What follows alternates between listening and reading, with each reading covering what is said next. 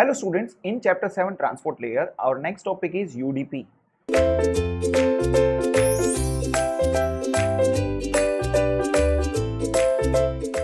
UDP is a user datagram protocol. As we all know, in the transport layer we have two protocols. In the transport layer we have two protocols. One is the TCP protocol. This is a connection oriented protocol.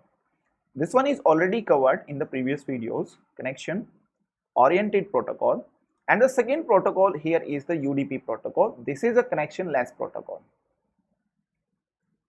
Connectionless protocol. So these are the two important protocols in the transport layer, and they have different type of services. Means they are providing different type of services to the network layer IP protocol, using the services of network layer IP protocol, and at the transport layer our services are divided.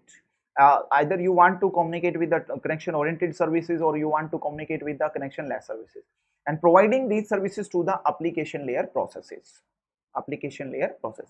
So in this coming videos, or in this video, we will see what are the different services provided by the UDP protocol. Let's see. Mainly UDP protocol is a connectionless protocol and unreliable transport protocol. Mainly two things here. One thing is it is a connectionless protocol, and second thing is it is a unreliable transport protocol. Okay, it does not add any services. Please note down this point. Please make a note of this point. It does not add any services from the IP.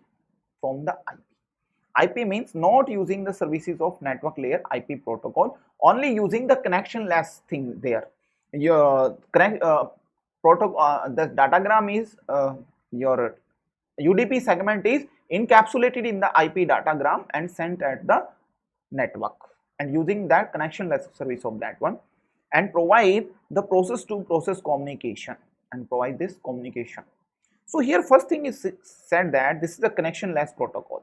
Connectionless protocol, one important point here is there is no acknowledgement. If there is a no connectionless protocol, no connection there, means no connection establishment is there, no connection termination is there. If no connection establishment or termination there, means there is a no concept of acknowledgement here. Here like the IP datagrams, every particular segment is an independent segment. And these are the independent segments, means there is no relationship between the segment first sent by the sender with the second segment sent by the sender. So they are coming from the same sources and going to the destination processes. So they are not numbered here. Just only a sequence number is given, and that sequence number is used for doing in ordering of the segments to do or to deliver the correct in order segments to the upper layer process. So that's why we can say that by using this connectionless, each segment or datagram can travel with different paths. Because there is a no connection in between them. Just they are connected through the connectionless services. Second thing here we are saying that TCP is an unreliable transport protocol. Unreliable transport protocol means this one is not taking care about the lost packets or the corrupt packets. So there is no mechanism here. So here there is no flow control. First point here is there is no flow control. Okay. Second is, if no flow control is there, means we can send the data of any size that is limited by the segment size only.